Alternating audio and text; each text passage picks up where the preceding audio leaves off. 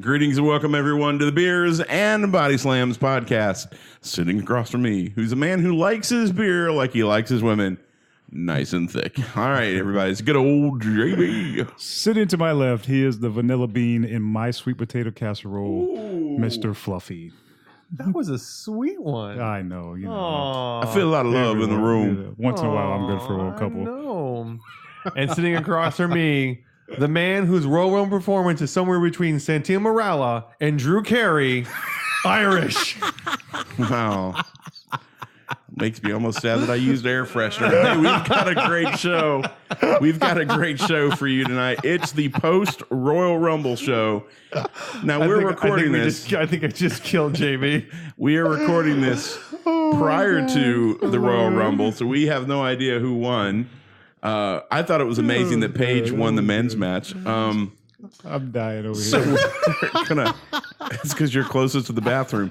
So we're going to talk about our favorite Royal Rumble moments. We have a great beer that we're going to feature alongside that, and we're going to have a lot of fun, as you can tell. We're going to do that and so much more when we come right back. Awesome! This is the Beers and Bodyslams podcast I'm afraid I've got some bad news. with your host, Mr. Fluffy, Hello, ladies. good old JB, Booty-O's! They make sure you ain't booty. and the Irish O'Leary. There's only one word to describe you, and I'm gonna spell it out for you. A-A-W-S-T! This is the only podcast bringing you craft beer and pro wrestling that really matters. Ladies and gentlemen, boys and girls, children of all ages, E-Generation X proudly brings to you its WWL Tag Team Champion of the World, the Road Dogg Jesse James, the Badass Billy Gunn, the new. And that's the bottom line, the Stone Cold said so. All right, Fluffy, what are we consuming? We are consuming from Samuel Smith Old Brewery their Oatmeal Stout. It is a proud product of merry old England. This is a great import beer. It is. I've never had this before. Oof. I think Somebody told me that they make good beer. Yeah. But I'd never had anything from them. It was suggested to me. I thought I had it so. before, and I looked in my Untapped, and I've never drank it in 2 years since I've been doing Untapped. So apparently, I've never had it. Wow. Yeah, it's pretty good. I've had it before. It's good. I had this before I was really into beer, so I'm glad that I'm having it now and enjoying it even more so. Yeah, it's very coffee and chocolate. Yep. I can tell it's the kind of stout that's going to get more rich as you it keep warms drinking. up, Yeah. and as you drink. As it warms up, it's going to get more open. Yep. And more stuff. It is kind of beer that if I'd known that, I would have taken it out of the fridge earlier to let it sit for a little bit, because it's some stouts are that way. Yeah. That they're definitely. But yeah, I like it.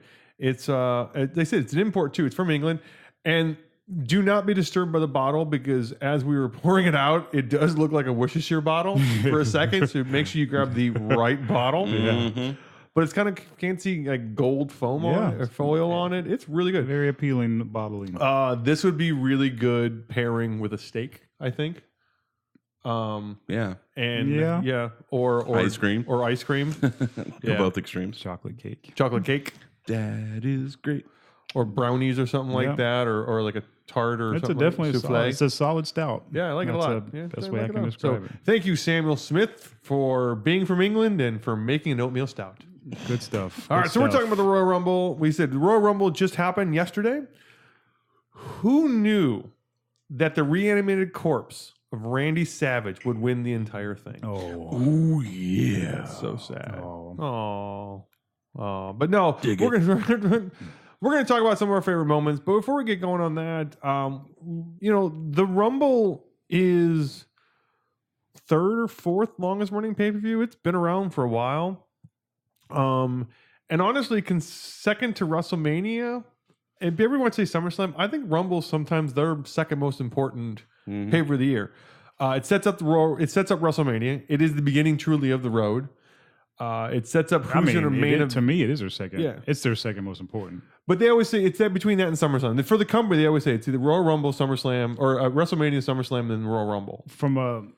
But for fans, from a business standpoint, WrestleMania is by far your biggest show. Mm-hmm. Right. So this sets the stage for that. Yes. This show has to deliver. Yep. To get people headed that way in I the agree. right frame Right. of mind. So for me, in my opinion, this would definitely be the second biggest show. But it's a great match, and it's always the Rumble match itself. Because we will, there's other matches around the Rumble, but the match itself is always fun because you usually bring people back. Last year they didn't really do that a lot. No, and It was kind of disappointing. Yeah. And it's the battle royal format, which is always fun, but spread out over time. And you do get some interesting combinations of time, and who's coming in later and stuff like that. Right. And I really do think it's also an opportunity for a lot of guys that don't get a lot of main event quote unquote time, Right. to shine. That's because they're too busy pushing the top 6. I'd love to Yeah. see the New Day start out. Yeah, I mean that's New Day. against each other. It was interesting, yeah. The thing is, you get to see that stuff. Yeah. And you see interesting pair ups and guys that normally not, and especially now that we've got 2 shows. Right. So we're going to have those moments where a SmackDown guy and a Raw guy are probably going to team up for a moment to eliminate, Right. Yeah. or a Raw and a SmackDown guy are going at it to do. So it'd be interesting to see that kind of tension. And, especially with the women's match, I'm excited we didn't talk about the main show that they announced that Stephanie's going to do commentary for the Women's Royal Rumble. Really? Yeah, that was Can she announced. do commentary? Yeah, I don't know. We're She going to kind find of runs out. the thing. Yeah. You mean you got Renee Young, you got Beth Copeland, you've got Lita. Well, see, she wants to be recognized as the face of the revolution. Oh, yeah, that's right. So I if you forgot. notice, every time they have an Yeah. event, she's the one that announces it. Yeah. So she's gonna be the one that they put. That's her legacy. Is she helped usher in this women's revolution? So Be nice. Get that nasally, obnoxious. every chance, Yep. every chance that she gets, she's gonna get put. Yeah. Put Well, with she that. did learn for the best. So there you Yeah. go. So, but Triple all right. H, I mean. Not Yeah, this. it's going to be, it's going to be a good year. The Rumble has always been one of my favorite pay-per-views, period. That was one of the pay-per-views I always bought. Let me ask you this question. Yes. Are both of you guys, are you more excited for the men's or the women's? women's for sure. Me too. That's It's great. the rare, I think it's the newness of it. Sure. Yeah, but still, I mean, the women's Rumble holds more, questions. Yeah. We can kind of see the handwriting on the wall in the men's matches, or men's match, but for the women's matches, it's kind of Not only that, though, just from a pure performance standpoint, it's the first. Yep. Well, the thing is, you don't have all those built-up stats. You don't have who's Right. eliminated the most, who's lasted the But it's longest. just like you were going to see. I think you're going to see a difference in the energy from the women Oh, yeah. because this is our shot. right. Yeah. This is our. Oh, if this first doesn't go one. well, they know it. They're Yeah. screwed. They And- have to make this page. Yeah. And the best part about it is there's no James Ellsworth to screw it up. Nope. Yep. Nope. Yeah. You're not going to have a hacksaw Jim Duggan win this, like the first Royal No, Rumble. No. Yeah. If Hacksaw Jim Duggan walks in during the women's match and goes, "Oh," But I'm saying you're not going to have that level talent. Sure, Like, yeah, this totally is get going that. to be one of the main women that's Yeah. going to win. yeah, it. absolutely. And nothing against Hacksaw at his time, but you would look back now and go, "What do you mean Hacksaw Well, won the but- very first Royal but Rumble?" at Because the- at that but- point, it was a throwaway. At that time, there was no stipulations attached to it, so Right. it wasn't a big deal. But no, I mean, and getting into the Rumble match itself, one of my favorite moments of all time, and I will say, and we talked about it during the main show, I kind of made fun of it in even this intro, is that Santino Marella entrance in 2009. I wasn't ready. He walks down to the ring. He does that weird walkie thing. He The power does. walk. Power walk. Gets in the ring. Immediately gets eliminated instantaneously and starts yelling, "I wasn't ready. I wasn't ready." That is the Rumble in a nutshell for the guys that aren't going to win it. Yeah. That's going to be Curtis Hawkins this year. Yeah, you make that impact. A guy was in the Yes. match for 9 seconds. Curtis Hawkins is going to beat that. 9. Yeah. It was like No. 3 seconds, 2 or 3 seconds. Yeah. It's like 2 or 3 seconds. Yeah. It's 2 Curtis or 3. Hawkins is going to beat that. He's only Okay, going to get 1 foot fine. He in. literally got in and he got out. 3 seconds. Wee. We are still talking about that moment Oh yeah. 8 years later. Because it's funny. And we will always talk about that And moment. everybody loves Santino. I mean, come on. He's Santino. What's some of your favorite moments, Irish? Uh, One of yours. the one that sticks out to me is probably the most controversial. There's 2. And this one's very controversial, so I'll go ahead and get it out of the way. Is 2004 Royal Rumble. Okay. Chris Benoit won it. Yep. That was huge. And it was the setup for the Chris Benoit, like the miracle year. Yep. And in independent of anything that happened with Chris, there was just something about him that when he won that, and the way he won it, I think he came in like really early. Yeah. If my memory serves correctly, and he fought really, really hard. And I think the last person that he had to eliminate was Big Show. And I believe so. Yeah.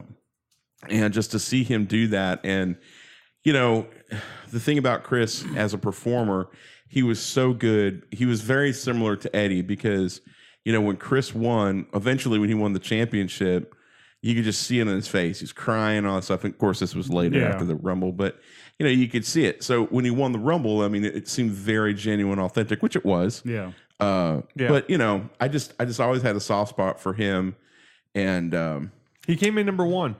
Did he That year? Yeah, he was came in number 1 that year. He was one of the guys that went an hour 1. So he was one of them went all the way. It was him and Orton to start. I'm looking it up right now. Thank you, Wikipedia. But he came in first. Yeah, and just to see him power through that whole thing. I mean, he literally was, up until the end, he was the everyman champion. Yeah, yeah. And he's proof that if you worked hard, you could win it. And then it went south after that. But 2004 Royal Rumble was one of my favorites. Right. JB, I have about three favorite moments out of all the ones I could think of. But this one, it occurred at the actual pay-per-view, but it wasn't part of the Rumble. Okay. And it was in '99 when The Rock damn near killed Mick Foley with those chair shots. Oh my God. I forgot about that. That was not even probably. That was the most brutal match I have ever seen in WWE. Yeah. He literally hit that man in the head 10 times with a chair. And I literally feared for his life. Yeah. I'm like, you're like not even holding back and you're going to kill this man. Yep.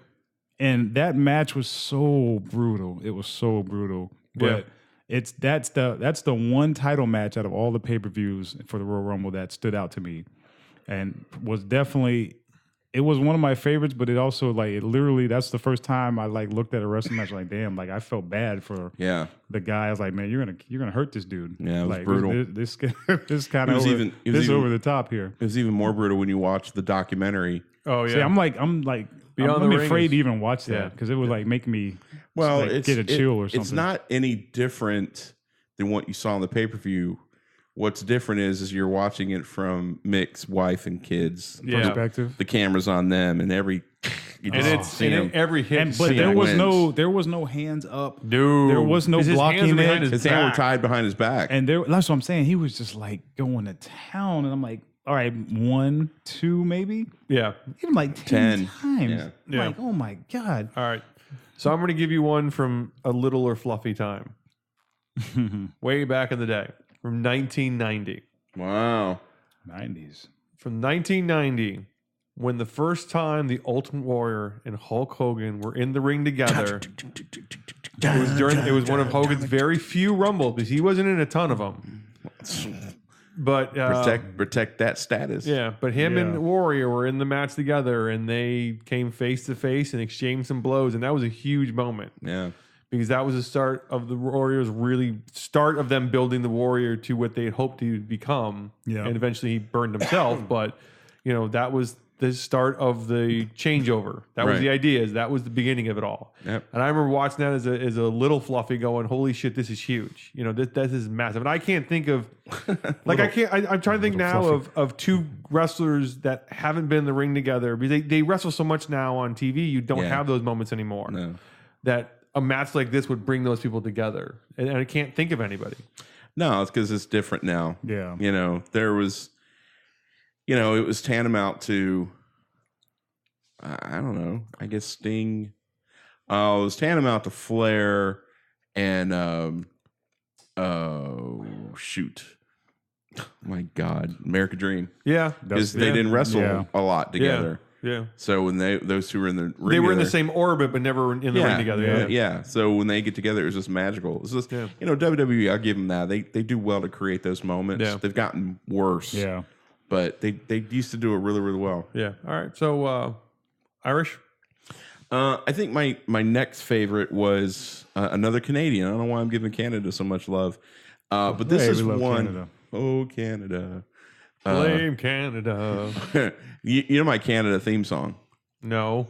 When I walk through the Canada Pavilion when I go to Epcot, I sing literally as loud as I can. Oh, Canada, you are America's hat. Oh, Wow. I have Canadian friends. I do too. And I'm sure every college intern there from Canada gives you the royal salute. They can't because they're Disney. Wah, wah. This is you. one. You can go Canuck yourself. You can go Canuck You yourself. go Canuck yourself. One my favorite, probably modern era Rumbles was in 2010. Okay. And it's when Edge came back early from, let me see, torn ACL? Let me see, I had it looked up right here. He came back, he had a torn Achilles tendon, and he'd been sidelined. He was supposed to be out for like almost a year. Probably the and he worst came injury back ever. 6 months after the injury. And he came back, let's see, he came back like number 27, 26. Yeah, it was a shocker though when he came out. His music played. Yeah, and I remember sitting there, and I was watching it, and I was like, "Yeah, this is pretty cool." And then I heard, "You think you know me?" Yep. Yeah. And I stood up. I was like, "Holy crap, it's Edge!" And he came out. Yeah. And he'd been a heel, but he came out and he got a huge. I mean, it Oh, was yeah. I huge remember that pop, one. and he came out and I started crying. So I was like, oh my God, he wasn't supposed to be back, and he's back, and he's Edge, and he's awesome, and he's a face, and it was cool. He came back and just killed. It was awesome, and he won it. So I remember that one. That was a good one. Yeah. JB? No secret that Shawn Michaels was one of my favorites. So I remember I think it was I know he won back to back, 95, 96.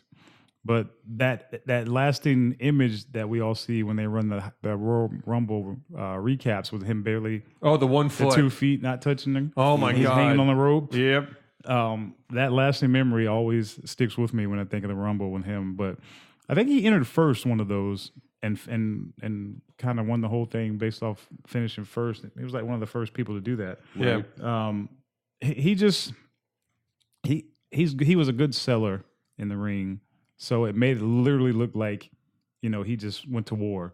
Yeah. You know what I mean? And like he was in there. I think he was like over 60 minutes his first time. Yeah. And, that's when I kind of like that was pre DX and all that stuff. And that's when he got away from the Rockers and I started to like him after that barbershop segment. I was like, damn, this dude's really good. And that's when I kind of knew like, okay, he's arrived. Like he can take the ball and run with it type of deal. But that was one of my favorite when he won his first one, when his feet didn't touch. All right. He kind of pulled himself back in. So one of my other favorite moments of the Royal Rumble was the one Rumble I got to see in person. Created, even if I wasn't there, it would have created a great moment. Sitting in Orlando in the Amway Center, Yeah, man. I was there. watching the guys come out, and then all of a sudden this mysterious screen came up and this music started, and we were like, who the hell's music is Yeah. this? And all of a sudden these letters just formed on the screen. Phenomenal.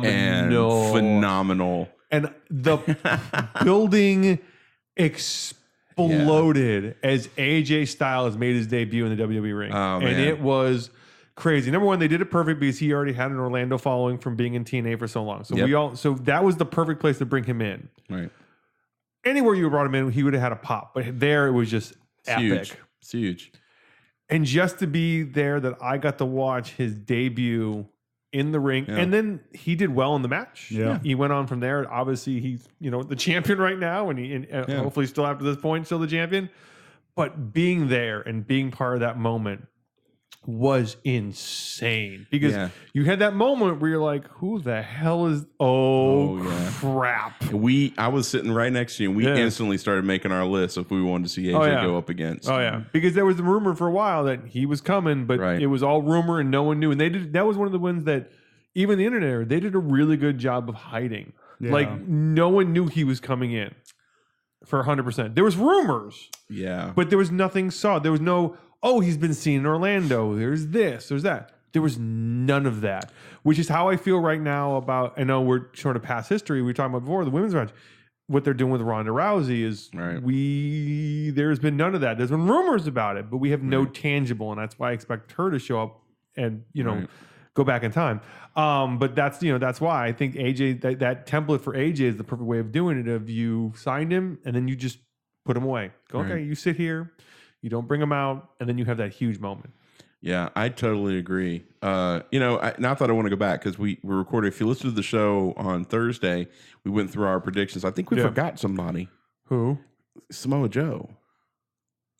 Coming. Oh yeah, he popped a plantar fasciitis. Yeah, but that's not a long injury. I don't consider him a surprise entrance though. I think he won't be in this. You don't think so? Yeah, I don't think he's gonna be in either. I think they're gonna save him. All right. All right. So I agree. That was probably my favorite. Yeah. And any time you get to be shocked and surprised like that, it's a great moment. Being a crowd that's shocked and surprised, and like no fake sort of, I knew that was coming. Like the entire building was like, holy crap, this is the most amazing thing. It was ironic that we were all in the building, but this was before we started doing the show. That's exactly. Yeah, we were together. Yeah, it was ironic. All right, so Irish. I don't have another one off the top of my head. All right. I mean, I got one more, and it's a big one. Then we can finish up the show with that one. Yeah, let's do that. My last one that I had was 92. Okay. When Ric Flair won the Rumble and the WWE title. Yep. In that Rumble, that was the only time the title was on the line. Yep. At that tournament, and as a huge WCW NWA fan, I was obviously Ric Flair was my number one guy. I remember that, and I was like. So like this before Dirt Sheets, I didn't know what the hell was happening. Right. Flair shows up at the Rumble with Bobby Heenan. I'm like, what the hell is going on? Yep. What's wrong with this picture? Enters the Rumble and wins the damn championship. And unfortunately, the run he had never really became what it should have been. No, his second run with Evolution, that was when he became. Yeah, I just mean as a champion. No, I'm saying that was he was still in his prime in 92. Well, he proved that when he went back to WCW. Yeah, so, I don't know what happened. I think the Hogan politics played into that. But he came in, won the title, and it was just a plus. He was with Bobby Heenan on top of everything else. Yep. Yeah. And I marked out really, really hard for that. And for me, that'll always be my favorite one just because of him crossing over. That was like one of the first big names to jump ship. I can remember during that time. So when he came over, it was a shock enough for him to be there and then actually win the title. I'm like, oh, what the hell is happening? Like my head's spinning. Like, he's no longer, on WCW. And it was just that for me, that was my favorite just because it was Ric Flair and that's what I grew up watching. So it's fascinating when he came over because, he was always a territory guy or a Southern guy, AWA guy. Yep. And then here he is on Vince's TV show. I'm like, and just came in with the title. That just came with the belt. That shows you the reputation and the cachet he had when he came over. Yeah. Because when his contract retired, they didn't realize he still had the belt. Yeah. Yep. All right. So I think there's 1 year. I'm not going to say it's the best Rumble ever. If you say John Cena, I'm coming across the desk. There's 1 year that is the best example of storytelling through the Rumble from beginning to end. One continuous story that by the end, when you're so sold on it that all you want to do is see it finish out the way it should finish out. That's 2006. That's Rey Mysterio. Yeah. Comes in number 2, not too long after Eddie's passing. Yep. Comes in with Eddie's t-shirt on, comes out attributing it to Eddie, and lasts the entire night. Right. I remember that. And they did it in a way that wasn't gratuitous. Now, there's a lot of people that say, oh, they cashed in on the whole, Eddie passing. Yes, they did. They did, but they used it in the right way. Because there were moments in that match where you thought Ray was going to be eliminated, and he got out of it. Yep. And he fought, and he fought, and he held his own, and he kept it, and he kept it. And when he won, it was such an emotional moment. It was, I think, their best example of having a story Rumble that you felt was scripted in a way that really was cinematic. Yeah. Because it was that, oh, can he do it? Oh, he can't do it. Oh, he did it. Oh my God, he did it. And you're like, by the end, you're so sold. I don't care if, and there's not a lot of people that don't like Eddie, but I don't care if you do not like Rey Mysterio, or you don't like Eddie Guerrero, or you don't like anything that happened there. But by the end of that match, the entire arena, all they want to see is Rey win. Right. And if Rey had lost somehow, the place would have just gone nuts. And then they capped it off when Vicky celebrated with him. Yep. After he won. Yeah. And just there was so much emotion with that. It was one of the few times that WWE did it right. has done a classy love letter to a wrestler. Yeah, exactly. You know? Yeah. And I don't know what it was, but Eddie Guerrero he deserved that. He deserved that and so much more. What I'm saying is that was a great moment of them running a story, understanding it, and to think about to tell somebody they got to last the whole time. Shawn Michaels has done it, Benoit has done it, Rey Mysterio has done it. That's got to be tough. I mean, if you're the guy, if you're being told, by the way, you're going to go out there in number 1 or 2, and you're going to go all night long. Yeah. That's insane. To think the things that you have to come up with the entire night to keep going. But that's moving. trust factor. Yeah. And to last an hour. And the fact that he eliminated Triple H and Orton to win the match. In 2006. Yeah. You're talking about the height of Orton and Triple H. But then that spawned Vicky Guerrero's career. Yeah. Because no one even knew what was coming. And she and Ray went on to win the championship. Yeah, I mean, but that's what I'm saying. She celebrated with crazy. him, and then she became an on-screen character. Yep. And made a name for herself. Excuse me. Yeah. Exactly. Yeah, but I mean, I can't do it that. I just think that 2006, and there's one of the examples of use the network. If you've never seen the 2000, don't watch the whole pay-per-view because I don't even remember half the other matches. Just watch that Rumble match from start to finish. Yep. And you will see storytelling and an arc through that match where you really, and you know he's going to win, but if you really buy into it and you go, oh, he pulls it out. Yeah. And I do want to make one honorable mention before we finish up. You say John Cena? No. Across his desk. There is an MVP to the Royal Rumble. MVP. Oh yeah. That has never won it, but has some of the greatest single moments ever. And that's Kofi. Oh yeah. Kofi Kingston he's a spot master. He is the spot master of the. And this is why I'm going glad into you said that. Not the other. This is why going into it, I'm excited about how huge he is right now. He's bigger than he was last year, and with the New Day and all that stuff, to see what they let him do. Every year he comes up with something inventive. Every single year, and I cannot wait to see. He's one of the people that when he shows up, I start phasing everybody else out because I just want to watch to see what Kofi's going to pull off. The year he pogo sticks his chair into it or handstand walked across the aisle. I mean, it's crazy some of the things that he does. Yeah. He has some great times. He's definitely super inventive, and I think all three of those guys in the New Day are having the most fun ever. So when he gets to showboat a little bit, it's always special. Yeah. Boom, boom, boom. Boom, boom, boom. I would love to see. He lost his Jamaican accent. He's really only had like 2 characters, right? Yeah. Kofi and they used to do a deal where he like gets hit in the head and gets eliminated and then comes back out That's just Jamaican. with a Jamaican. And he's had 2 voices. He's had the same name the entire time. Right, He's right. been Kofi Yeah. Kingston forever. But he's, Yeah. he's boom, boom, boom. I would like when he did Time Machine thing and he Time came Machine out. was the best. God, that was funny. That would be funny though if he got hit in the head for a little while and then became Jamaican again. That would be funny. Yeah, man. Oh, man. Oh, that would be funny. Let me tell you something. Let me get some Kalik, we call it today. We all love the Rumble. I would like to thank the Samuel Smith Old Brewery Yes. Old Brewery. from North York's England. Jolly good. All the Jolly way good. from across the water. Cheerio, pip, pip, scones. Fluffy got the fish and chips in the deep fryer. Scones. We'll be Fish and chips. Kingsman, bespoke suit. deep fried Snickers. Ooh, what? Mars No, bars. that's fair food, man. That's fair food. That's not you go to any English pub, you'll find that. Deep fried Snickers. Yeah. All right. Actually, Mars bars rather, not I will Snickers. say this. Mars okay, bars.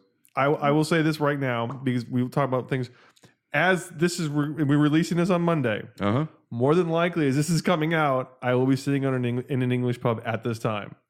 Because On the ship. I'm on a cruise ship, and there's an English pub called it's the Dagger or something, or the Drunken Bastards. Yeah, it's something. It's like the dog and the badger or something The like old that. Drunken Bastard. Yeah, I will be really drunk in an Irish pub. So I will be thinking that as we sit there. Thanks a lot. That'll be funny as hell. When you're ready to put your beer down. Beer, you're so dumb. You think Doink the Clown's going to run in and win the Royal Rumble this year. Oh, he is. Doink. Doink. That's how Brock gets in. He paints himself like Doink and runs in. That's a brilliant idea. Yeah. Oh my You God. hear Iris slamming his TV from and across him the and his dink. Heyman comes out as Dink. Oh my gosh. Doink. Head over to vintagepressing.com, vintagepressing.com, where you can get drink coasters, luggage stand, phone cases, and more. Make sure you come over to facebook.com/beers and Body Slams podcast. Check out all of our social media shenanigans. You can also come over to beersandbodyslams.com. Visit all of our great sponsors as well as our show archives and links to our different social media outlets. You can go over to the Untapped app and you can search to find this wonderful stout that we had tonight on the show. See where you can find it in your area. You can follow me at GoodOLJB. You can follow me as I try to make my liver last the entire Royal Rumble at Mr. Fluffy. You can follow me as I treat my liver like Enzo Amore treats his rap sheet. Oh, too soon? At the Irish O'Leary. How you doing? How you doing? Too soon. I don't think so. Never too soon. Hey, he lives a big lifestyle. He's brought all this on himself. All right. He a big boy. That's right. That's not what I heard. Make sure you enjoy the Royal Rumble. I know. Hopefully it was a good Rumble. Hopefully you enjoy it. Hopefully Doink won. You know, God knows what happened to women. I just want Doink to eliminate John Cena. There you go. There we go. I'll sell for anybody. As always, keep your pint glasses full and your body slam stiff. Doink. You've been listening to the Beers and Body Slams podcast. Find us online at beersandbodyslams.com and on Facebook at facebook.com/Beers and Body Slams podcast. Until next time. Have a nice day.